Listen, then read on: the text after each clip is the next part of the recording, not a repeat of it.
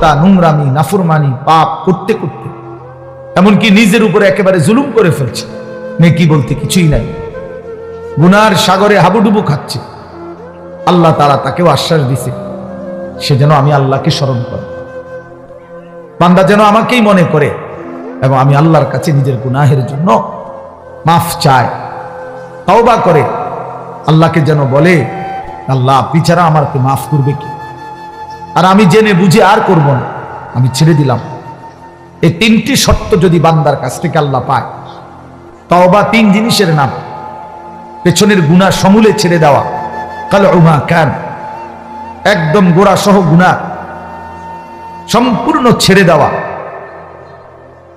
আইয়াজিমা আন লা ইয়াউদা ইলাইহা আবাদান, এই কথার মজবুত সিদ্ধান্ত দেওয়া যে মাওলা এমন নাফরমানি আমি আর করব না, আর আইয়ান্দামা আলাইহা, লজ্জিত আর অনুতপ্ত হয়ে চোখের এক ফোঁটা পানি পেলে আল্লাহ তাআলার কাছে মাফ চাওয়া। বান্দা যদি এই তিন শর্ত পুরা করে, বান্দা যদি বলতে পারে দিল থেকে, আল্লাহ আমি গুনাহ ছেড়ে দিলাম, আর করব না, ওয়াদা দিলাম, আমি লজ্জিত মাওলা, আমি মাফ চাইলাম, আল্লাহর কসম, আল্লাহ বলেন উলাইকা জাযাউহুম মাগফিরাতুম মির রাব্বিহিম, আমি ওয়াদা দিলাম বান্দা 90 বছরের গুনাহ আমি একসাথে মাফ করে দিলাম। আসমান ছোঁয়া, হুজুর শুনছেন, আপনারা বলছেন লাউ বালাগাত যুনুবুকা আনানাস সামা, আল্লাহ বলছে বান্দা তোমার গুনাহ যদি আসমান পর্যন্ত পৌঁছে যায়, তবুও যদি মাফ চাও আমি কোনো পরোয়া করি না, আমি আল্লাহ হক আদায় করে তওবা করলে আমি মাফ করে দেব। গাফারতু লাকা ওয়ালা উবালি, আমি মাফ করে দেব। ইয়া ইবনা আদম লাউ আন্নাকা আতাইতানি বিকিরাবিল আরদি খাতায়া সুম্মা ইস্তাগফারতানি লা তুশরিকু বি শাইআ লা আতাইতুকা বিকিরাবিহা মাগফিরা। আল্লাহ বলে বান্দা তুমি যদি জমিনের বালু কণা পরিমাণ গুনাহ নিয়ে আসো, এই পৃথিবীতে কি পরিমাণ বালুর কণা, 1 লাখ, 2 লাখ, 10 শতক জায়গার মধ্যে যদি ড্রেজার দিয়া বালু ভরাট করে তো কয়টা বালু কেউ গুণে শেষ করা যাবে? আল্লাহ তাআলা বলেন এই জমিনের সমস্ত বালু কণা সম পরিমাণ গুনাহ নিয়েও বান্দা তুমি যদি আমার কাছে আসো, সুম্মা ইস্তাগফারতানি, অতঃপর আমি আল্লাহর কাছে তওবা করলাম, শর্ত হইল লা তুশরিকু বি শাইআ, আমার সাথে শিরিক করতে পারবা না, আমার সাথে আর কাউরে ডাকবা না, আমার সাথে কারো কাছে চাইবা না, শুধুই আমার কাছে বলবা, শুধু আমার কাছে চাইবা, চোখের পানি ফেলবা আমার কাছে, রাত গভীরে রাহাজারি করবা আমার কাছে, হাজত রাওয়া মুশকিল কুশা, সব প্রয়োজন পূরণকারী, সব পেরেশানি দূরকারী আমাকেই মনে করবা, আমাকেই ডাকবা, আমার কাছেই বলবা, মাফ চাইবা। আল্লাহ বলেন লা আতাইতুকা বিকিরাবিহা মাগফিরা, আমি আল্লাহ ওয়াদা দিলাম সমপরিমাণ মাগফিরাত নিয়ে আমি তোমার কাছে আসব, আমি আসব। হ্যাঁ, ইন আতাইতানি লাইলান আতাইতুকা লাইলান ওয়া ইন আতাইতানি নাহারান আতাইতুকা নাহারান। আল্লাহ বলে বান্দা তুমি রাতে যদি আসো গুনাহ নিয়ে, আমি মাগফিরাত নিয়ে আসবো রাতেই। তুমি দিনে আসলে দিনেই মাফ, রাতে আসলে মাফ, রাতেই মাফ। তুমি আসবে যখন, আমিও আসবো তখন, আমিও আসবো। তুমি আইসো বান্দা, ইয়া ইবনা আদম কুম ইলাইয়া আমশি ইলাইকা। আল্লাহ বলে বান্দা তুমি আমার জন্য দাঁড়াও, আমি তোমার জন্য হাঁটবো। ওয়ামশি ইলাইয়া উহারবিলু ইলাইকা, তুমি আমার জন্য হাঁটো, আমি তোমার জন্য দৌড়বো, আমি তোমার জন্য দৌড়বো। তুমি আগাও বান্দা, তুমি 1 কদম, আমি 10 কদম। তুমি হাঁটতে হাঁটতে আসবা, আমি দৌড়তে দৌড়তে মাগফিরাত নিয়ে আসবো। আও বান্দা, লাল্লাহু আশাদ্দু ফারাহান বিতাওবাতি আবদি। আল্লাহ নবী সাল্লাল্লাহু আলাইহি সাল্লাম বলেন আল্লাহ তাআলা সবচেয়ে বেশি খুশি হন, সবচেয়ে বেশি খুশি হয়, আশাদ্দু ফারাহান, সবচেয়ে বেশি খুশি হয় নবী বলছেন বিতাওবাতি আবদিহি, তার বান্দা যখন তওবা করে। হুজুর যখন বলতেছিলেন আমারও দিল ছুঁয়ে গেছে। হ্যাঁ ঠিকই, 2024 সালের একটা বছর আমারও তো হায়াত থেকে চলে গেছে। এই 1 বছরে আমি কত শত শত মাহফিলে এই তারিখ বলছি 2024। আমার মনে হয় আল্লাহর ইচ্ছায় এই আজকের এই বিদ্যাকূট মাহফিলেই আমি শেষবারের মতো বললাম 31শে ডিসেম্বর 2024 আজকেই শেষ বললাম, কারণ একটু পরেই 12টার কাঁটা বাজলেই নতুন বছর শুরু হয়ে যাবে। আগামীকাল থেকে 2025 বলতে হবে পৃথিবীবাসী। তাহলে এই জন্য বাপ, প্রিয় ভাই, হুজুরের কথা থেকে আমি আবারও বললাম, আমার হযরত এটা অনুরোধ করলেন, নওজোয়ান সাথীরা, কোন রকমের অসভ্যতা, অস্থিরতা, বেহায়াপনার কোন অনুমতি নাই। কোরআন শরীফে আছে, আল্লাহ তাআলা বলেন, ইন্না ইদ্দাতাশ শুহুরি ইনদাল্লাহি 12 শাহরান ফি কিতাবিল্লাহি ইয়াওমা খালাকাস সামাওয়াতি ওয়াল আরদ মিনহা আরবাআতুন হুরুম যালিকা দ্বীনুল কাইয়্যিম ফালা তাযলিমু ফীহিন্না আনফুসাকুম।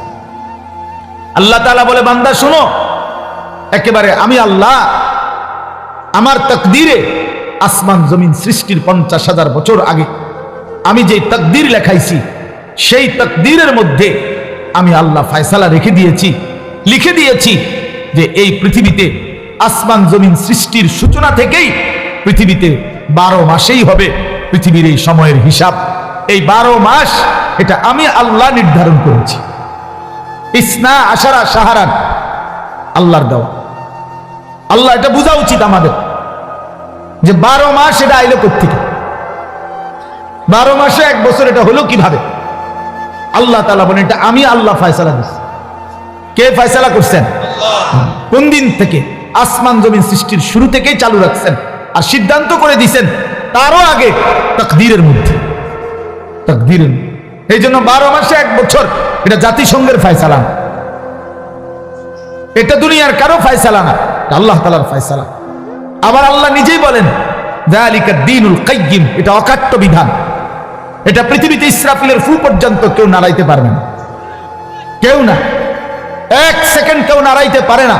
ইউকাল্লিবুল্লাহুল লাইলা ওয়ান নাহার, আল্লাহ তাআলা বলেন, রাত্র দিন আমি আল্লাহ পরিবর্তন করে থাকি। তাহলে ঘন্টা বদলায় আল্লাহ, মিনিট বদলায় আল্লাহ, সেকেন্ড বদলায় আল্লাহ। ওয়াহুয়াল্লাযী জাআলাল লাইলা ওয়ান নাহারা খিলফাতান, আল্লাহ বলেন, আল্লাহই রাত এবং দিন বানান পর্যায়ক্রমে, একবার রাত একবার দিন, একবার রাত একবার দিন। আল্লাহ বলে, এটা আমি করে থাকি। আল্লাহ বলে, এটা আমি করে থাকি বান্দা।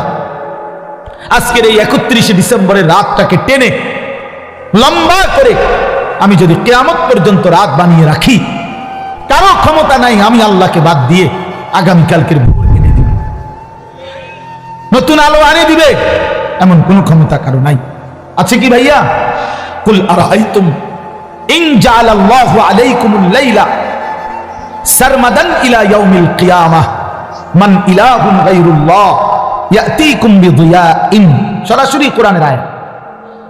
আল্লাহ বলে, বান্দা বলো না, আমি যদি আজকের রাতকে টেনে লম্বা করে সারমাদান ইলা ইয়াউমিল কিয়ামাহ, কিয়ামত দিবস পর্যন্ত দীর্ঘ করে রাখি, রাত বানিয়ে রাখি, মান ইলাহুন গায়রুল্লাহ, আমি আল্লাহকে বাদ দিয়ে কে আছে তোমার, ইয়াতিকুম বিদিয়াইন, যে আগামী কালকের আলো এনে দিবে, ভোর এনে দিবে, কে আছে কেউ? তাহলে আজকের রাত তো আগামী কালকে পরিবর্তন করবে মহান আল্লাহ। তো সেই আল্লাহর নাফরমানি করা, সেই আল্লাহর অবাধ্যতা করা, এটা কিভাবে একজন বিবেকবান, সুস্থ, স্বাভাবিক, কমপক্ষে শেষ 1 ফোঁটা ইমানের রক্ত আছে যার শরীরে, এক পবিত্র মায়ের বুকের দুধ খাইছে যেই মুসলমানের বাচ্চা, সে কিভাবে আল্লাহর দেওয়া রাতে, আল্লাহর দেওয়া দিনে, আল্লাহর দেওয়া বছর, আল্লাহর দেওয়া মাস, আল্লাহর দেওয়া প্রতি সেকেন্ডে সে আল্লাহকে বৃদ্ধাঙ্গুলি দেখায়া আল্লাহর নাফরমানির মাধ্যমে কিভাবে উদযাপন করতে পারে? এটা তো কোনো বিবেকবান ইমানদারের কাজ হইতে পারে না, কোনোভাবেই না, কোনোভাবেই না। এই জন্য 31st নাইট হুজুর যেটা বললেন, এটা স্পষ্ট কথা বাপ, এটা আমাদেরও কথা। নওজোয়ান, তুমি প্রতারিত হইও না, মুসলমানের সন্তান তুমি ধোঁকা খাইও না। 31st নাইট এই বেঈমানরা শুরু করছে, এই কাফেররা শুরু করছে। আল্লাহর কসম, কাদের তুমি নেটে প্রয়োজনে সার্চ দিয়ে দেখো, এই 31st নাইটের মূল বক্তব্য হলো, খ্রিস্টানদের কাছে 2 মুখী একটা মূর্তি আছে, যে এই মূর্তির 2টা মুখ, সামনে একটা মুখ, পিছনেরটাও একটা মুখ, এই দ্বিমুখী একটা মূর্তি। 31শে ডিসেম্বরের শেষ মিনিটে তারা ওই পিছনের মূর্তির মুখের পিছন দিকে দাঁড়াইয়া বলে, হে মহান দেবতা, বিগত 1 বছরের অপরাধ আমরা অনুতপ্ত মার্জনা করো। আর ঘুরে আইসা আবার পরের মিনিটে, নতুন বছরের প্রথম মিনিটে এই সামনের মুখের কাছে আইসা বলে, আগামী 1 বছর হে মহান দেবতা ভালোভাবে রাখো। এই আল্লাহর কসম, এই দ্বিমুখী একটি দেবতার কাছে প্রার্থনা করা, এইটাই হলো 31st নাইট।